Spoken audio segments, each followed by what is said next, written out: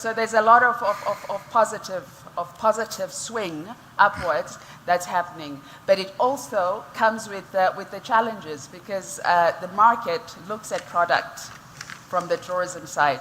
Our infrastructure is still updated, some of it, some aspects of it. We need to reinvest in that infrastructure to keep up to standards. In terms of our service standards as well, continued upskilling, and so on. I think most important as well, before I close up, is that tourism creates jobs. And that was a big conversation that everyone was having this morning. Tourism supports SMME development, and that links directly to saying our priorities as well, the balance of tourism and conservation as SANParks, is that the emphasis is on planet, profit, and people. And if we look at those together, they are interconnected, they are interlinked. They also talk to our business model, which has tourism as a core pillar, conservation as a core pillar, and socio-economic transformation as a core pillar.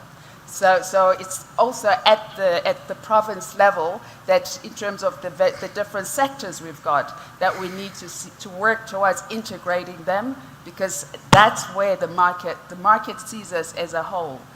And we ourselves are the ones to blame when we create the silos. Thank you. Yeah, thank you very much for that. That's quite insightful. Let me come to Mr. Siala. Mr. Siala, you will tell us the story, because I don't want to talk about hearsay, but I'm told that I wasn't here last year. You pledged in one of the conferences. I'm not sure if it's last year or the other year. So when you pledged to the Limpopo Investment Conference, can you share an experience? I mean, investors would like to hear your journey. Now you pledged, now you built, now we can sleep at the lodge.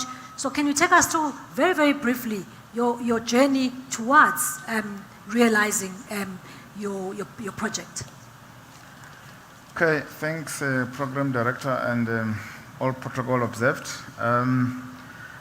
I'm actually not sure when I pledged that. Mr. Makuba, you can remind me, I think it was after COVID, pre-COVID?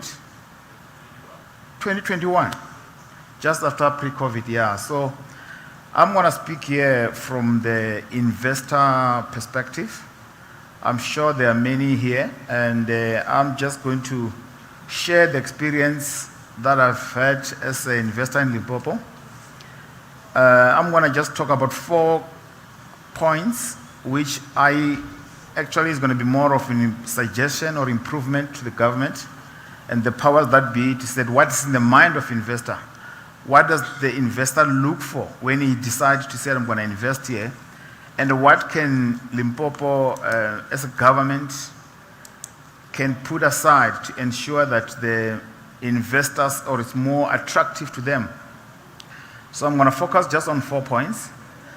The property I'm talking about is now operational. It's in the Waterberg region. It's in a small town. I think it's called Valwater. I'm not sure how many of the people that are here know where it is located. I always direct my people who goes there to off-ramp with Transcorp, Modimolle municipality on the way to Lephalale. I think it's somewhere in between there. And the property is called Shakana Lion Game Lodge. I'm not going to talk about it. You can Google it. You can go to Instagram. It's an interesting project. I always like to refer it as one of